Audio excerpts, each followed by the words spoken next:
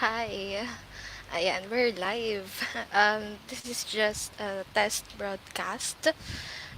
Later sa aking Facebook page. Tapos siguro after ko na lang doon, ipopost ko din dito sa YouTube. Pero um, doon sa aking Facebook page na Devotional Diary, dash Blessa Joyce, ayan po.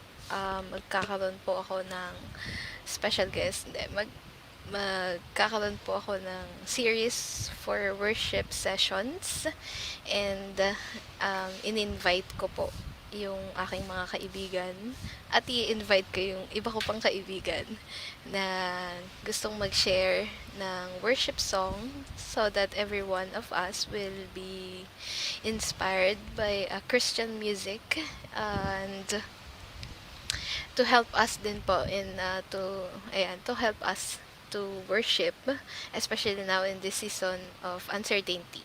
Ayan. So, in season of uncertainty, what can we do or what can we do? Literally, what can we do? um, ayun, worship. So, allow me first to share this broadcast to some of my friends. Again, this is just a test. So if you're here, can you just comment if okay ba yung sound natin, etc. etc. Ayan, so oopsie. Okay, I'm gonna check. Ayan, for a while. Ayan, so ayan. For the shirt that I'm wearing, you may contact Vessel in Facebook. Ayan. Okay. Ayan. So, I hope merong makapunta dito sa aking ayan. So, ayan, may nag-stream. Okay. So, I just wanna check if itong microphone natin ay nagana and everything. Pero sabi ko nga, sayang naman kung mag-test broadcast lang tayo. So, allow me to share something. During this pandemic, ayan, sobrang nababad ang bawat isa sa atin sa media. Like, most of us, di ba? Netflix pa more, Spotify, YouTube, etc. And ako din, nababad din ako. But, nakakatawa kasi meron akong na view. Hindi pala na view. Meron akong mga na-discover na nagbigay inspiration sa akin. And very important sa atin yung inspiration, right? Habang nandito tayo sa pandemic na to. So, oops, by the way. I'm so sorry for the background noises if in the event na naririnig nyo sila. Ayan, so we are still in quarantine and I'm still at home. And today is actually parang ito yung day namin para bumili ng necessities namin. So, most of my kapitbahay ay nasa streets and trying to buy the things that they need. Okay, so going back to what I'm saying, ayan, I discovered podcasting. Ayan, I discovered podcast na, meron palang podcast. And it caught my interest because, ewan ko, nung bata ako, oh my gosh, there's a noise. I'm so sorry. It's just a motorcycle. Okay, nung bata ako, pinangarap ko na maging radio broadcaster. Oo, ewan ko. Naalala ko nung college kami, nag-tour kami sa DZAS, FCBC, FEBC, I'm so sorry. Basta sa DZAS. Ayun, hello ate Chona. And Kuya Jules who's watching. Uy, may comment si Jules. Pakita natin. What's up? Okay. So, podcast tayo. Usapang podcast tayo, Jules. Makinig ka. Okay. um, ayun, nung bata nga ako, nung college kami, ako pala, nag-tour kami sa DZAS and I'm so happy. Yung pangarap ko na mag-radio broadcaster ay, ano ba yun? Tumibok yung puso ko. But, unfortunately, syempre, hindi naman natuloy yun. So, nung nalaman ko yung podcast, and ayun, sabi ko, ooh, pwede pala yun. Okay. So, medyo nagde-desire ako kung na mag-podcast. Pero, I still don't have any resources at the moment. So, tignan natin kung saan tayo ililid ng Lord. Anyway, because of this podcast, ayan, marami akong nakita ng mga podcast shows. Kasi sa Spotify lang ako nag-access. And ang nakalagay dun is show. So, siguro yun ang tawag, right? Podcast shows. And gusto ko i-share sa inyo ano yung mga pinakikinggan kong podcasts as of the moment. Okay. Doon muna tayo sa hindi sila biblical based, but very practical and very full of knowledge and understanding. So, na-appreciate ko sila for practical living. Ayan. First up, hindi ko naman crush si Enchong D. Pero, in fairness sa kanya, maganda kasi yung podcast niya. Budgetarian. Ayan. So, walang kinalaman sa pagiging artista niya and all. Pero, gusto ko yung sinishare niya about budgeting. Ayan. So, masyadong nakakatita, 'di ba? Okay, anyway. So, budgetarian or the budgetarian. Ayan. So, kasi start niya lang din mag-podcast. Ewan ko, nakalagay dito is February 2020. Ayan. So, and feeling ko hindi pa siya nakakapag-update again. Maybe because of this pandemic. Pero, medyo marami na siyang episodes. Ayan. So, that's the first thing. Second is, ito, gustong-gusto ko siya. Second sa gustong-gusto ko siya. Okay. I also wanted adulting with Joyce Spring. Ayan. In the Philippines. Ayan. By the way, Enchong D at si Joyce Springs, Pilipinas sila. Ayan. Maganda rin yung mga tinatakal ni Joyce Spring dito sa podcast niya. More of adulting talaga. Ayan. Tapos ngayon na nasa quarantine season tayo, ang dami niyang episode for mental health. Ayan. So, tumutulong siya sa mental health. And, ayun, na-appreciate ko siya because of that. Anyway, next is ito, detail therapy. Ayan. Detail therapy with Emmie Landino, if not mistaken. Yes, Landino.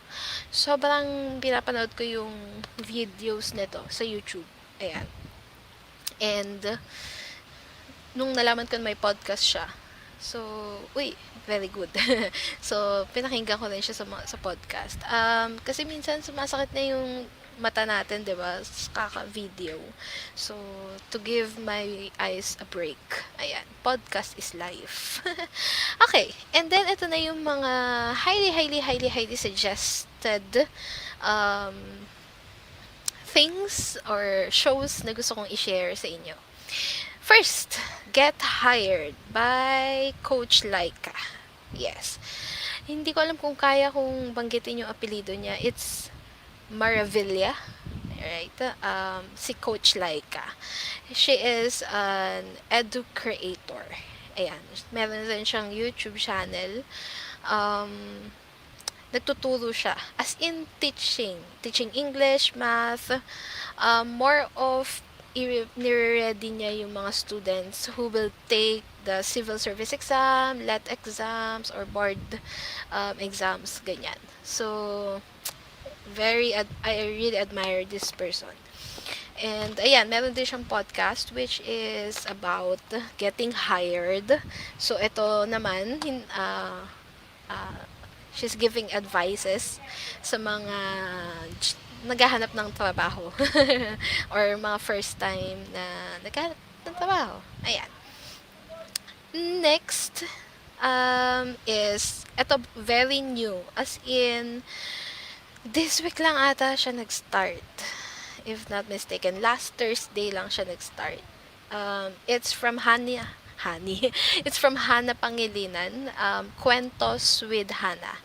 Ayan. So, I really love this girl. Ayan. Sobrang bata niya pa, pero sobrang punong-puno ng wisdom. And, ayan. Nakakatuwa na nag-podcast na rin siya. So, Kwentos with Hana. So, ayan. She's just making kwento.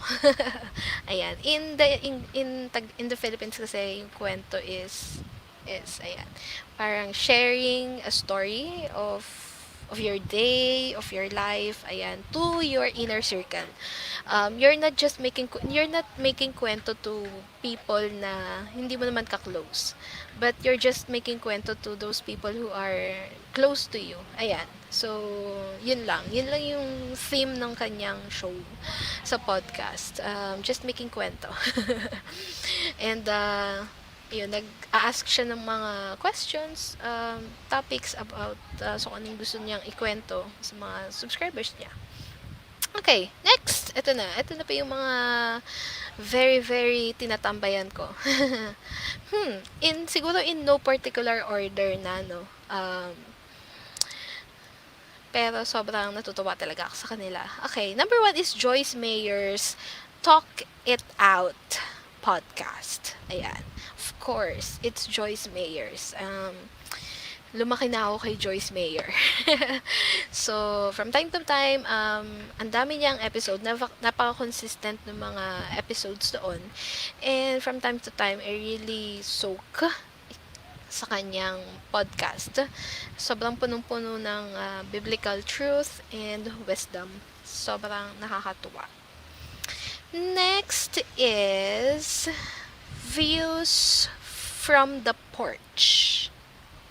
If that's what you call it, yan. Hindi ko alam kung yung the porch is a place or what they call sa church nila. Pero this podcast is naka-focus sila sa mga young professionals. Sa ministry ng young professionals. So more of adulting then, more of practical things about being a young professional, practical advices sa mga young professionals na Christians. Ayan. So, sa church kasi meron kaming young professionals ministry. So, ayun. Pinapakinggan ko rin siya to give inspiration din, encouragement sa amin.